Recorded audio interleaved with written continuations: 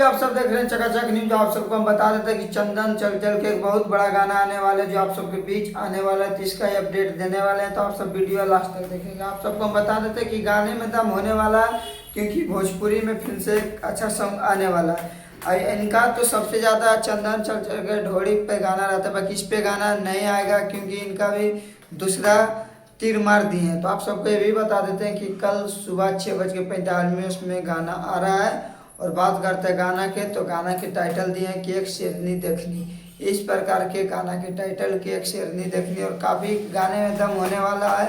और बात करते हैं दोस्तों गाने के, तो गाने का धुन और म्यूजिक काफ़ी अच्छा है। जो ग्लोबल म्यूजिक भोजपुरी पे इनका टेलर भी आ गया, आप सब जाके देख भी सकते हैं। कल सुबह गाना भी आप सबके बीच आने वाला है भोजपुरी में। तो आप सब से विनती है दोस्तों कि आप सब चकाचक न्यूज़ को सब्सक्राइब लाइक शेयर करें।